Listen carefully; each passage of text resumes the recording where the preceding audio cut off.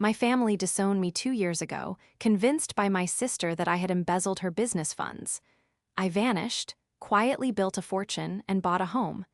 Now they want a reunion. I agreed, but only because I finally have the bank records they think were destroyed. This is where the story truly begins, and you won't want to miss what happens.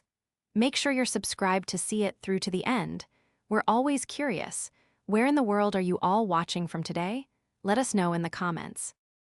I was sitting on the edge of my bed, shivering under 3 layers of blankets, when my life as I knew it effectively ended. I had been battling a severe bout of pneumonia for 2 weeks. My lungs felt like they were filled with crushed glass, and my energy reserves were non-existent.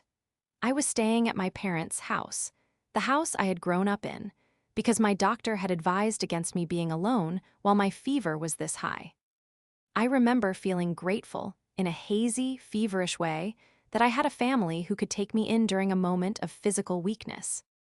That gratitude evaporated the moment the door to the guest room slammed open. It wasn't a gentle check-in, it was an invasion. My father, Robert, stood in the doorway. His face, usually a mask of stoic calm, was contorted into a shade of red I had never seen before. Behind him stood my mother, Joyce, clutching a handkerchief to her mouth, her eyes wide with a performance of horror that felt oddly rehearsed. And peeking out from behind them both, looking like a wounded gazelle, was my younger sister, Mia. "Dad," I rasped, my voice barely a whisper. I tried to sit up, but the room spun. "What's wrong?" "Don't you dad me," Robert boomed. His voice shook the walls. "Don't you dare speak to me with that innocent tone after what you've done." I blinked, the fever making it hard to process his words. I don't understand. I've been in bed." "We know what you did to Mia," Joyce sobbed, stepping forward but refusing to look me in the eye. She looked at the floor, shaking her head. "I knew you were jealous, Megan. I always knew you struggled with Mia's sparkle, but I never thought you would be criminal." "Criminal?" I coughed, the spasm racking my chest. "What are you talking about?" Mia stepped forward then. She was wearing her signature look, designer athleisure where that cost more than my car, her hair perfectly blown out despite the crisis she was apparently in. She held up a stack of papers, her hand trembling. "The investors pulled out, Megan," Mia said, her voice wavering with a fragility that I knew, even in my sickness, was a weapon. "They pulled out because the audit showed the missing $40,000, the money meant for the venue deposit. It's gone." "Okay," I said, confused. "I'm sorry, Mia, that sounds terrible, but why are you yelling at me?" "Because the transfer logs were linked to your IP address," Robert shouted, throwing a manila envelope onto the bed. It slid against my leg. "Don't lie to us. Mia's tech guy found the trail. You hacked her accounts. You stole her startup capital just to humiliate her before the launch." I stared at the envelope. I was a forensic accountant. I spent my days tracking hidden assets for divorce lawyers and corporate fraud investigations. The idea that I would steal $40,000 from my sister's boutique candle business and be stupid enough to leave an IP trail was so ludicrous it was almost funny. "Dad, that's impossible," I said, finding a scrap of strength to push myself up. "I haven't touched a computer in 10 days. I've been sleeping 18 hours a day. And even if I did, why would I steal Mia's money? I make my own money." "To sabotage her?" Joyce wailed. "Because you can't stand that she's the creative one. You can't stand that she's getting married and starting a business while you're just pushing paper alone in an apartment." The cruelty of the statement hit me harder than the pneumonia. "I didn't take the money," I said firmly, looking directly at Mia. "Mia, tell them who actually handles your accounts." Mia sniffed, wiping a tear that wasn't there. "I trusted you, Megan. I told everyone my big sister was going to help me with the books eventually. You used that access. You destroyed my reputation. Mark is furious. The wedding might be off because of the financial strain. You ruined everything." "Get out," Robert said. He wasn't yelling anymore. His voice was cold, final. "What?" "Get out of my house," Robert repeated. "I will not harbor a thief. You have 1 hour to pack your things and leave. If you aren't gone, I'm calling the police and letting Mia press charges." "I have pneumonia," I whispered, the reality setting in. "It's raining outside. I can barely stand." "You should have thought of that before you destroyed your sister's future," Joyce said, turning her back on me. I looked at Mia one last time, for a split second, behind the mask. Of the victim, I saw it, a tiny, fleeting smirk, a look of absolute relief. She had done something wrong, spent the money, lost it, gambled it, I didn't know yet, and she needed a scapegoat. And I was the perfect target. "Fine," I said, my voice breaking. "I'll go, but you're making a mistake." "The only mistake," Robert said, "was trusting you." That sentence, spoken with such venom by my own father, severed something inside me. It hurt more than the illness. It hurt more than the betrayal. It was the moment I realized that in their narrative, I was already the villain. They didn't want the truth. They wanted to protect Mia. I packed my bag with trembling hands, my vision blurring. As I walked out the front door into the cold drizzle, leaving my key on the table, I didn't look back. But as the door clicked shut, sealing me out of the family, I felt a strange sensation beneath the heartbreak. It was the cold, hard clarity of a ledger finally balancing. The betrayal was worse than the diagnosis itself, but it gave me something the medicine couldn't, a reason to survive. The first 3 months were a blur of survival. I drove to a motel 6 miles away, my hands shaking so badly I could barely keep the steering wheel steady. I spent the next week in that dingy room, sweating out the fever, ordering soup from a delivery app, and sleeping in fitful bursts. I didn't cry. I think I was in too much shock to cry. I just lay there, staring at the water-stained ceiling tiles, replaying the scene in my head. The transfer logs were linked to your IP address. It was such a clumsy lie.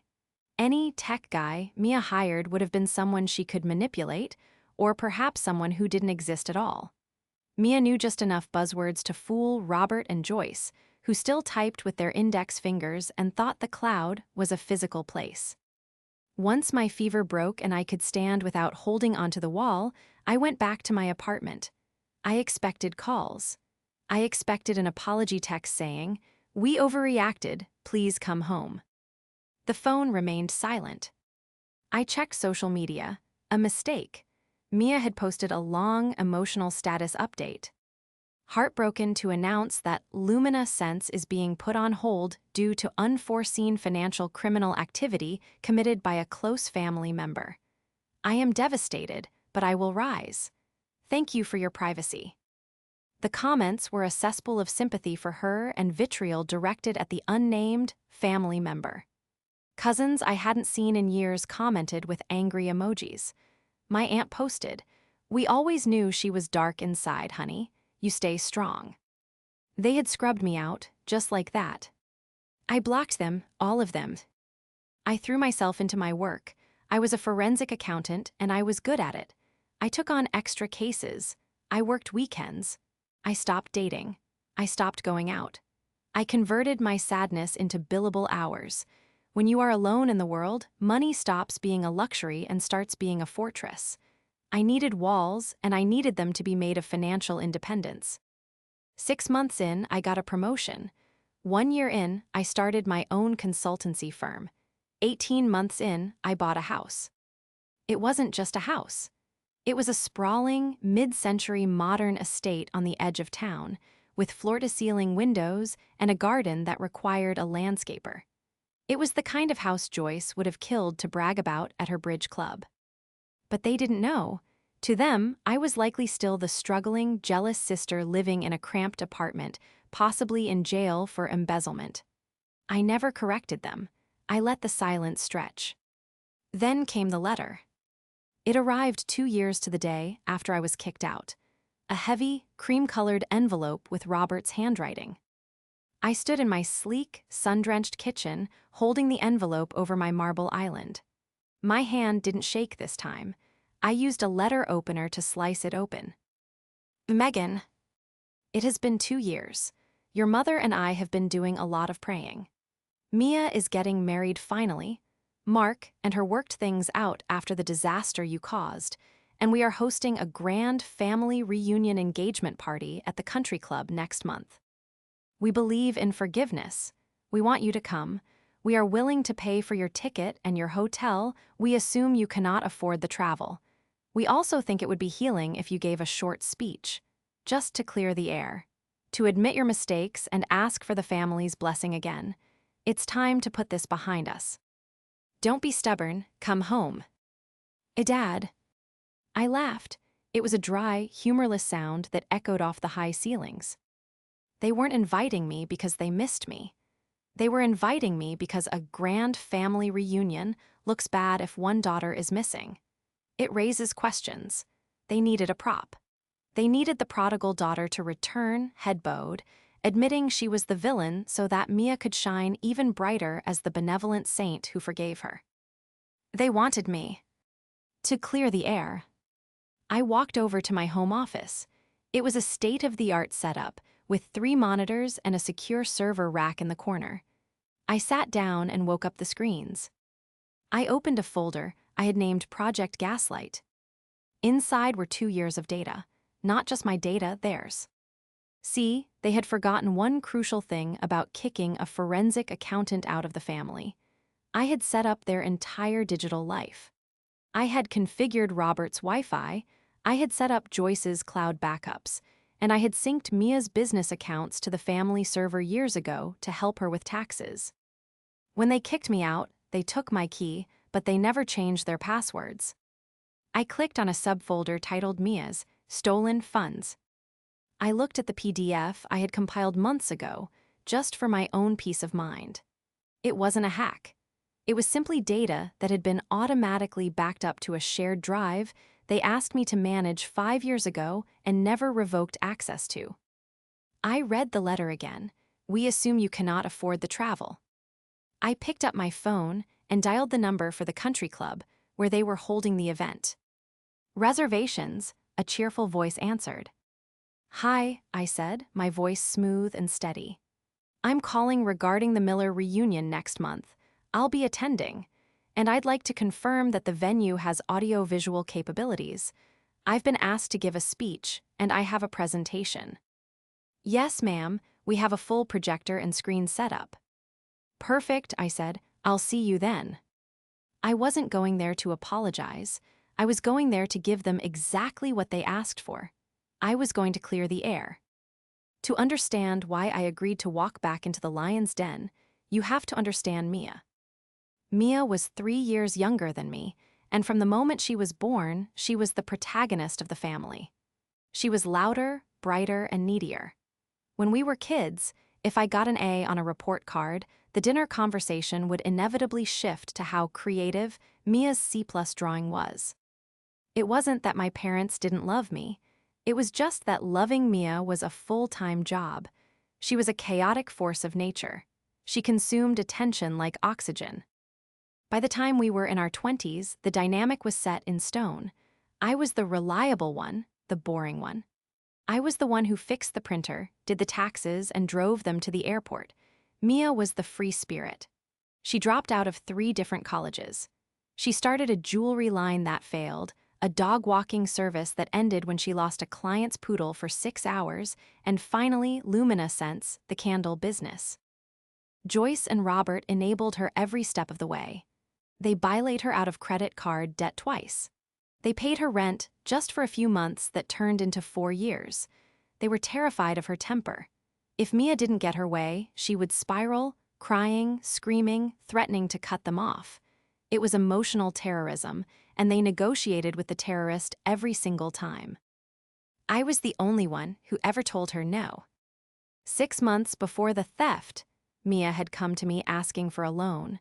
She needed $10,000. She said it was for inventory, but I knew she had just come back from a trip to Cholum that she definitely couldn't afford. I can't lend you money, Mia, I had told her.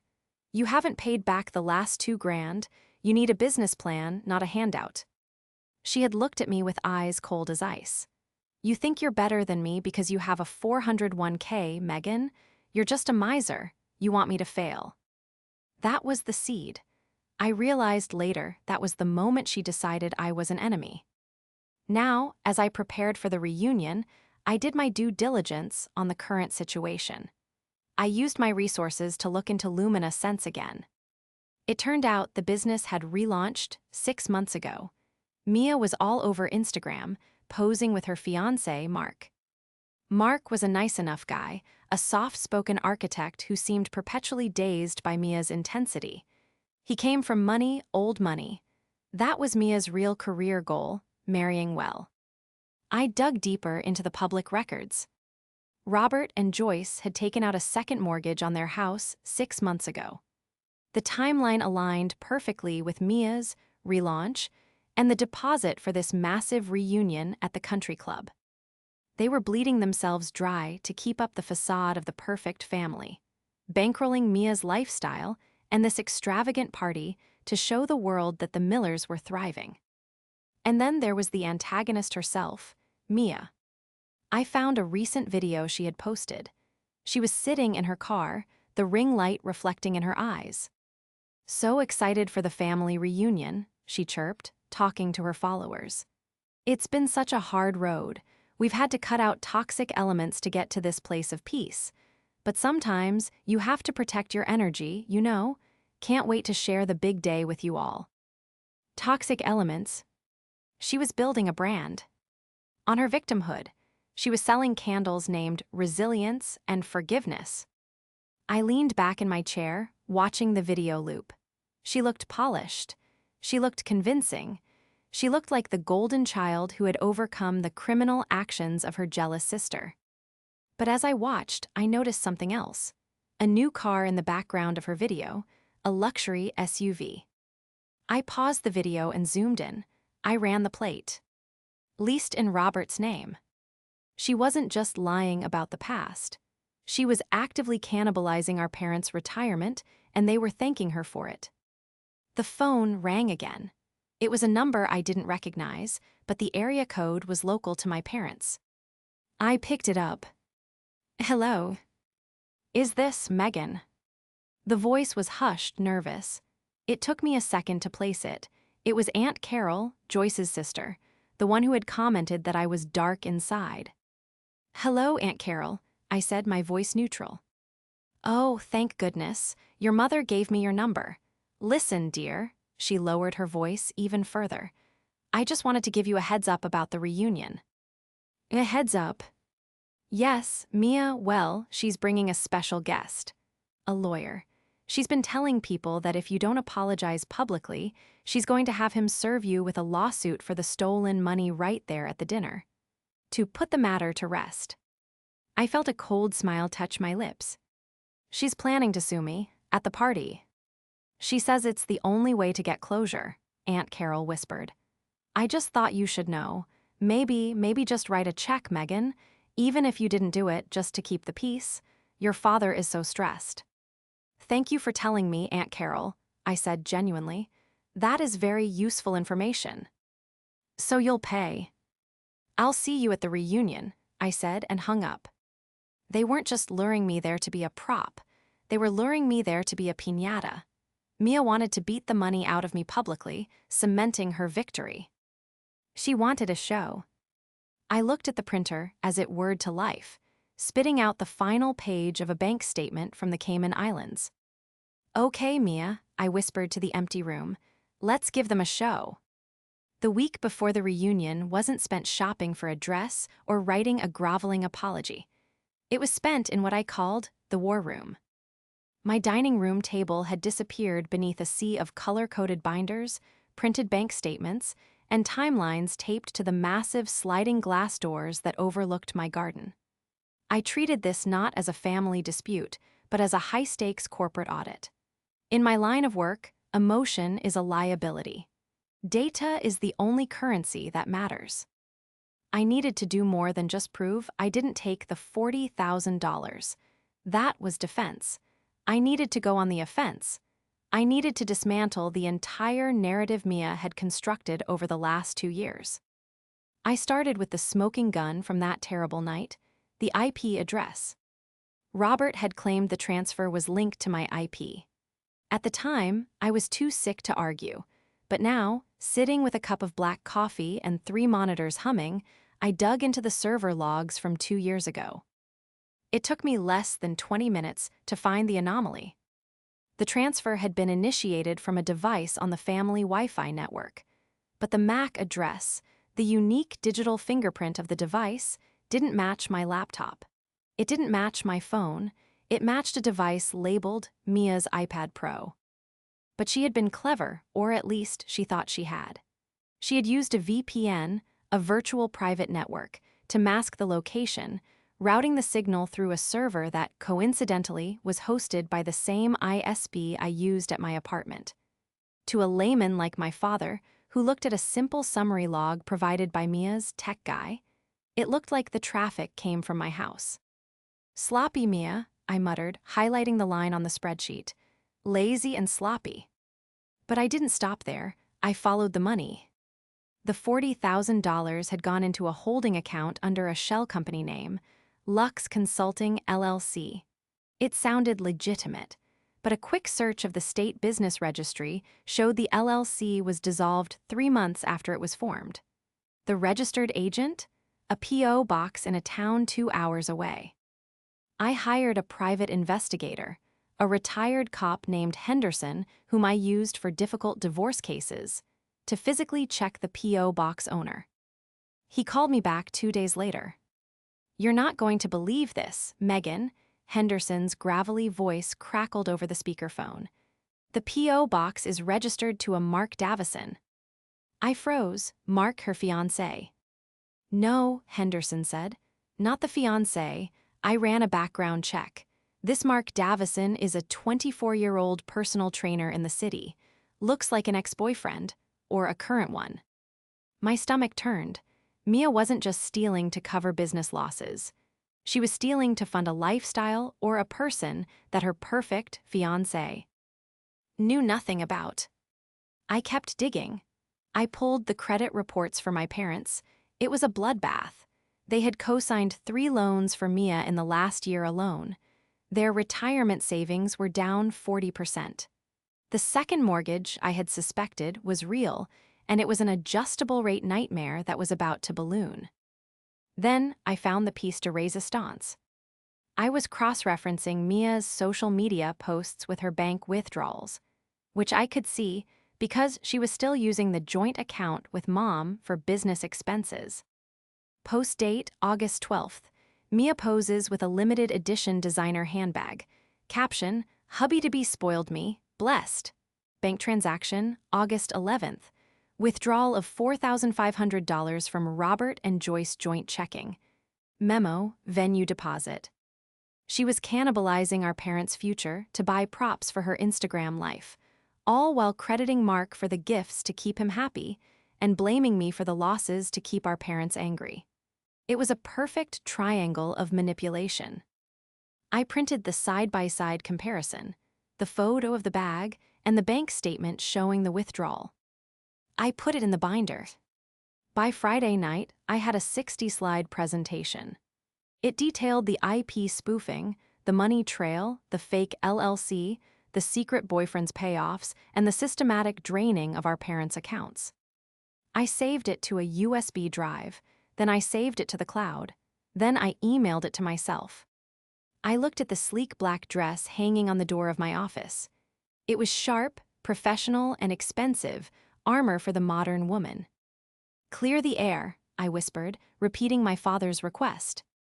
The air was going to be so clear, it would burn their lungs. The country club was exactly as I remembered it, smelling of old money, furniture polish, and desperation. I pulled up to the valet stand in my car. It wasn't a Ferrari, but it was a brand new, top-of-the-line luxury sedan, sleek silver and impeccably clean. The valet, a young kid who looked bored, straightened up when he saw it. "Nice ride," he noted as he handed me the ticket.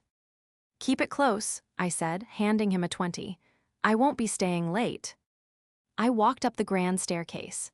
My heart was hammering against my ribs, a frantic bird trapped in a cage, but my face was a mask of bored indifference. I had practiced this expression in the mirror for 2 hours. The grand reunion was in the Oak Room. I could hear the chatter before I even reached the double doors. Crystal glasses clinking, polite laughter, the hum of gossip. I pushed the doors open. The room went silent. It wasn't a gradual quiet, it was instant. Heads turned.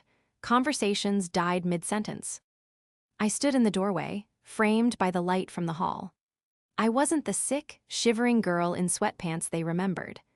I was wearing a tailored black jumpsuit with a structured blazer, my hair cut in a sharp, chic bob, wearing heels that clicked with authority on the hardwood floor. My mother, Joyce, was the first to move.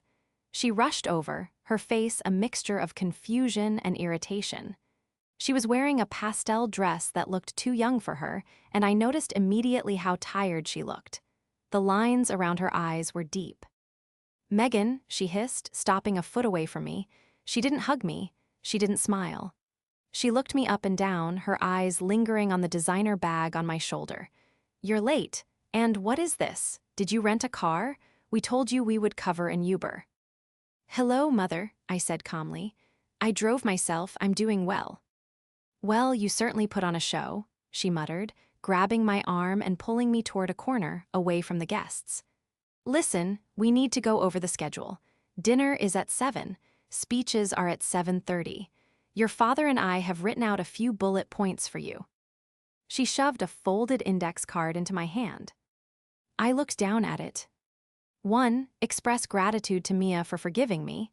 2. Admit that jealousy clouded my judgment 2 years ago. 3. Promise to repay the family slowly over time. 4. Ask for a fresh start. It was a confession to a crime I didn't commit. "I'm not reading this," I said, looking up. "You have to," Joyce whispered, her voice trembling with that familiar anxiety. "Mia is on edge. Her lawyer friend is here. If you don't say the right things, she's going to cause a scene, Megan. Do you want to ruin her engagement party too?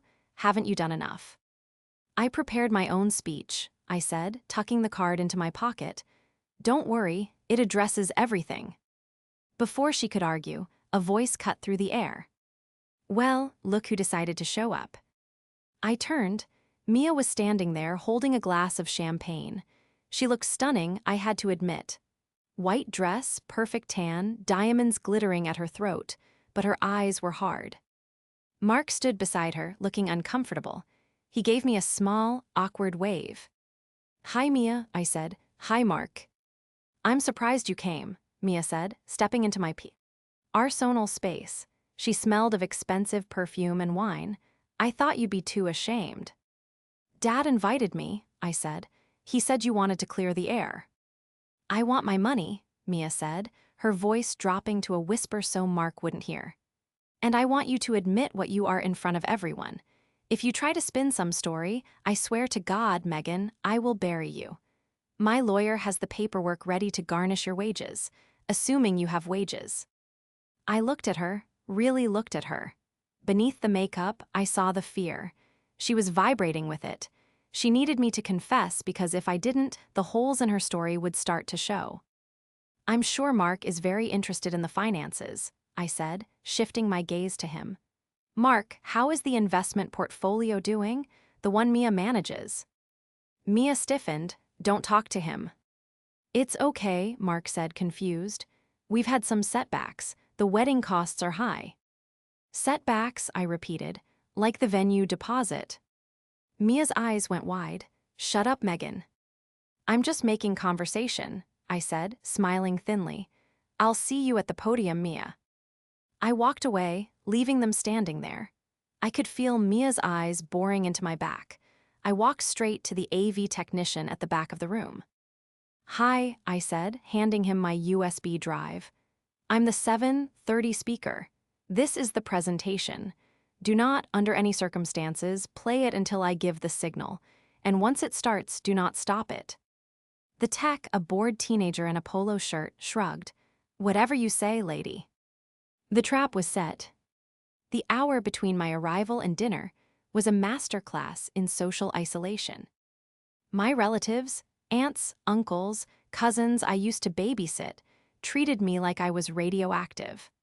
I would approach a group, and they would suddenly find the ceiling architecture fascinating or remember they needed a fresh drink. I heard snippets of conversation as I passed. Can't believe she showed her face. Prison, I heard. Poor Joyce having to deal with her. It hurt. I won't lie and say I was immune to it. These were people whose birthdays I had remembered, whose secrets I had kept. But their rejection hardened my resolve. They didn't hate me, they hated the caricature Mia had drawn of me, and they were about to find out that the artist was a fraud. I found myself cornered near the bar by Aunt Carol and a man in a cheap, ill-fitting suit. This had to be the lawyer. "Megan," Aunt Carol said, her voice dripping with faux concern. "This is Mr. Henderson. He's representing Mia." "Henderson?" I asked. "No relation to the private investigator, I assume." The lawyer blinked, confused. No, I'm a family friend." "Listen, Ms. Miller, we have a draft of a settlement agreement here. If you sign it tonight, acknowledging the debt of $40,000 plus interest, Mia is willing to waive the punitive damages lawsuit." He held out a clipboard. I looked at the document. It was garbage. Legally unenforceable, poorly drafted, probably downloaded from a template site. "You're not a litigation attorney, are you?" I asked, looking him in the eye. "You do real estate closings. Maybe traffic court." He flushed red. "My practice area is irrelevant. The evidence against you is overwhelming." "Is it?" I took a sip of my sparkling water. "Does the evidence include the bank transfer logs from Lux Consulting LLC?" The lawyer's face went blank. He didn't know what that was. Mia hadn't told him everything. But Aunt Carol gasped, "What are you talking about?" "Ask Mia," I said. "Ask her why the stolen money ended up in an account that paid for Mark's birthday trip to Cabo last year. You were on that trip, weren't you, Aunt Carol? Did you enjoy the villa? My $40,000 paid for it." Aunt Carol turned pale. Mia said she won a contest." "Mia says a lot of things," I said. "Excuse me, I need to find my seat." I walked away, my heart pounding. I had just fired the first warning shot. I took my seat at the main family table. It was a torture device disguised as a dining arrangement. I was seated at the far end, next to a cousin who refused to look at me. Mia, Mark, and my parents were at the center. Dinner was served, rubbery chicken and roasted potatoes. I didn't eat, I watched. I watched Mia down 3 glasses of wine in rapid succession. She was whispering frantically to Mark, who looked increasingly agitated. She kept shooting glances at me, angry, fearful glances. She knew I knew something, but she didn't know how much I knew. Then the moment of truth arrived. My father, Robert, stood up and tapped his spoon against his glass. The room quieted. "Thank you all for coming," he boomed, putting on his paternal patriarch voice. "Tonight is about family, it's about love, and it's about forgiveness. We are so proud of Mia and Mark, and we are grateful that our daughter Megan has joined us to make our circle complete again." He looked at me, his eyes were cold. "Megan, why don't you come up here and say a few words?" It was a command, not a request. I stood up. My legs felt heavy, but my mind was crystal clear. I picked up the remote control the AV tech had left on the table for me. As I walked to the podium, Mia leaned forward, her eyes narrowing. "Stick to the script, Megan," she mouthed. I reached the microphone. The room was silent. I looked out at the sea of faces, my parents, my relatives, the people who had judged me without a trial. "Thank you, Dad," I said, my voice steady, amplified by the speakers. "You asked me to come here tonight to clear the air, to explain why I've been silent for 2 years, and to finally address the stolen money that tore this family apart."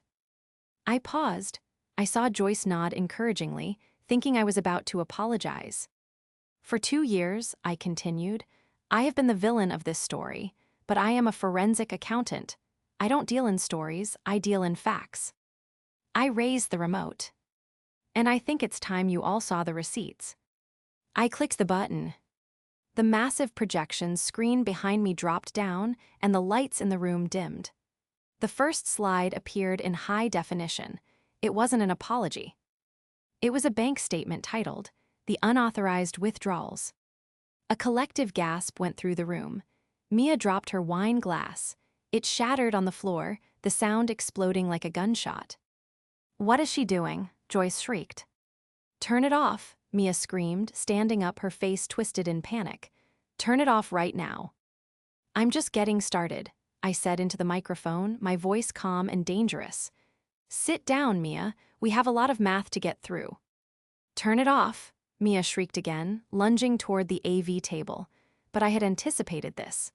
I had hired a security guard, a large, silent man named Paul, who stepped quietly into her path. She bounced off his chest like a bird hitting a window pane. "Please remain seated," I said, my voice cool and professional, echoing through the stunned silence of the Oak Room. "We are reviewing the fiscal year of betrayal." I clicked the remote. Slide 2 appeared. It was a complex diagram, but I had color-coded it for the layperson. On the left was the transfer log from the night I was kicked out. On the right was a technical breakdown of the IP address. 2 years ago, my father kicked me out because a transfer of $40,000 was initiated from my IP address, I explained, walking around the podium so I could look my father in the eye. He was told by Mia's tech guy that this was irrefutable proof, but he was lied to. I pointed the laser pointer at the screen. "This is a packet capture log. It shows that while the IP address mimicked my location, the device's MAC address, the hardware fingerprint, did not match my laptop. It matched a device named Mia's iPad Pro." The room murmured. I saw my father, Robert, squinting at the screen. His mouth opened slightly. "But that's not the interesting part," I continued, pressing the button. "Slide 3, the shell company. The money went to a vendor called Lux Consulting LLC," I said. Mia told the family this was a marketing firm. She claimed they took the money and ran. But here is the Secretary of State filing for Lux Consulting. I zoomed in on the signature line. The registered agent is a man named Jason Miller. "Who is Jason Miller?" my mother asked, her voice trembling. She looked from me to Mia. "We don't know a Jason Miller." "No," I said, "but Mia does.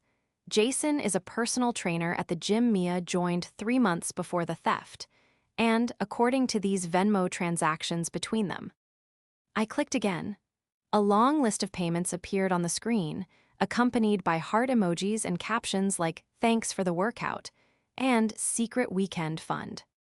He is also her lover. The silence that followed was absolute. It was a vacuum that sucked the air out of the room. All eyes turned to Mark, the fiancé. Mark was standing perfectly still. His face had drained of all color, leaving him looking like a wax statue. He looked at the screen, then at Mia. "Mia," he whispered, you said you barely knew the trainers there." "He's lying," Mia screamed, pointing at me. "She forged it. Megan is a hacker. She made it all up to ruin my wedding."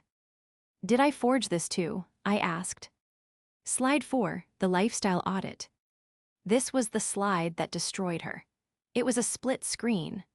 On one side were Mia's Instagram posts from the last 2 years. On the other were the corresponding bank transactions from the Robert and Joyce Miller joint account and the Lumina Sense business account. "Exhibit A," I narrated, my voice monotone. "Instagram post from last July. Caption: Mark surprised me with a trip to Napa. Best fiancé ever. Actual funding source: a $3,000 withdrawal from mom and dad's retirement savings, labeled emergency medical bill." My mother let out a sound like a wounded animal. She brought her hands to her mouth. "Medical bill? You told me you needed an MRI." "Exhibit B," I continued, relentless. "The Cartier bracelet on her wrist right now. Caption: a gift from my investors. Actual funding source: the vendor deposit refund from the first failed wedding venue. She never lost the deposit, Mark. She cashed the check and spent it." Mark stepped back from Mia as if she were contagious. "And finally," I said, clicking to the last slide, "the reason we are all here tonight, the grand reunion." The screen showed a document titled HELOC Agreement. "Mom, Dad," I said, looking at my parents, They were huddled together, looking smaller than I had ever seen them. You think you paid for this party with your savings? You didn't. You didn't have any savings left. Mia spent them 6 months ago covering her credit card debt. No, Robert croaked. No, we checked the balance. You checked the screenshots Mia sent you, I corrected. She photoshopped them. This document shows that she forged your signatures to take out a second mortgage on the house. You don't own your home anymore. The bank owns 80% of it, and the first payment is due next week. It's $4,000. You don't have it. Robert slumped into his chair. He looked like he was having a stroke. The room was spinning with whispers, gasps, and the sound of silverware clinking as people shifted uncomfortably. Mia looked around the room. She saw the disgust in our relatives' eyes. She saw the horror on our parents' faces. She saw Mark taking off his engagement ring and placing it on the table with a quiet clink. Mark, she pleaded, reaching for him. Baby, please, it's a setup. She's jealous. She's always been jealous. Mark looked at her with a look of profound pity. You stole from your parents, he said, his voice shaking. You stole from me, you cheated on me with your trainer, and you let your sister take the fall for all of it. I did it for us, Mia screamed, her mask finally slipping completely, revealing the ugly, snarling entitlement underneath. I did it so we could have the life we deserved. Megan doesn't need the money. She's a boring, miserable spinster. She has nothing. I needed it. I have a house, I said calmly from the podium. I have a clean conscience, and I have the receipts. Mia let out a guttural scream of rage. She grabbed a wine bottle from the table and hurled it at me. It missed by 10 feet, smashing against the projection screen, dripping red wine down the image of her forged bank statements like blood. I hate you, she screamed. I hate all of you. She spun around and ran. She bolted toward the double doors, her heels clacking frantically on the floor. She pushed them open and disappeared into the night, leaving the grand reunion in ruins. I stood at the podium, the hum of the projector fan the only sound in the room. I believe, I said, turning off the remote, that the air is now clear. The aftermath of the explosion was a slow, painful burn. The party dissolved within minutes. The guests, aunts who had snubbed me, cousins who had mocked me, filed out in awkward silence. None of them could look me in the eye. They grabbed their coats and fled the scene of the crime, desperate to distance themselves from the disaster. Mark left without a word. He walked past me on his way out, paused for a second, and just nodded. It was a nod of respect and of shared trauma. He looked 10 years older than he had when he walked in. Eventually, it was just me, the cleaning staff, and my parents. They were still sitting at the head table, surrounded by empty chairs and half-eaten plates of rubbery chicken. My mother was weeping softly, her face buried in her hands. My father was staring at the tablecloth, his posture broken. I packed up my laptop. I coiled the cords. I put the USB drive back in my pocket. I walked over to them. Megan, my mother sobbed when she saw me approaching. She reached out a hand, her fingers trembling. Megan, oh God, we didn't know. We trusted her. I know you did, I said. I didn't take her hand. She's ruined us, Robert whispered. He looked up at me, his eyes red and watery. The house, the savings, it's all gone. Megan, she took everything. She took it because you gave her the keys, I said gently but firmly. You enabled her for 30 years. You protected her from every consequence. This is just the bill coming due. We need to fix this, Robert said, a glimmer of his old commanding tone trying to surface but failing. We need to call the police. We need to, Megan, you're an accountant. You can help us. You can track the money. Maybe we can get it back. He looked at me with hope. He expected me to jump in. He expected me to be the good daughter, the fixer, the one who cleaned up the mess while Mia ran away. That had been my role for my entire life. I can't help you, Dad, I said.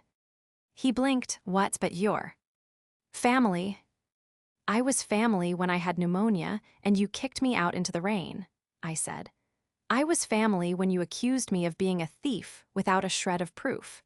I was family when you let me live in a motel for a week and never called to see if I was alive. We were angry, Joyce cried. We were manipulated. Yes, I said, but you chose who to believe. And you chose the liar because she was the one you liked more. That has a cost. I reached into my purse and pulled out a business card for a bankruptcy attorney I knew. I placed it on the table next to the wine stain. This is a good lawyer. He can help you navigate the foreclosure and the fraud charges you'll need to file against Mia if you want to discharge the debt. But I won't be doing it. Where are you going? Robert asked, panic rising in his voice. You can't just leave us here. I'm going home, I said. To the house I bought, to the life I built. I have a meeting in the morning. Megan, please, my mother begged. Don't be like this. We're your parents. And I'm your daughter, I said. But tonight I'm just the auditor, and the audit is closed. I turned and walked away. I didn't look back. I walked out of the country club, past the valet who looked at me with wide eyes, news travels fast, and got into my car. As I drove home, the adrenaline began to fade, replaced by a deep, bone-weary exhaustion. But beneath the tiredness, there was something else. Peace. It wasn't a happy ending in the traditional sense. My family was shattered. My sister was likely facing prison time. I later heard Mark pressed charges for the theft, and the parents had to file a report to save themselves from bankruptcy. Mia's reputation was destroyed, not by me, but by the truth. I pulled into my driveway. The motion sensor lights flickered on, illuminating my modern, glass-fronted house. I walked inside, kicked off my heels, and poured myself a glass of wine, not the cheap stuff they served at the reunion, but a vintage red I had been saving. I walked out to my patio and sat in the silence of my garden. I had spent 2 years wondering if I was the villain. I had spent 2 years replaying that night, wondering if I was unlovable, if I was broken. Tonight, I had my answer. I wasn't the villain, I wasn't the victim. I was just the one who kept the receipts. And as I took a sip of wine, looking up at the clear, star-filled sky, I finally let go. I deleted the Project Gaslight folder from my cloud. The air was finally clear.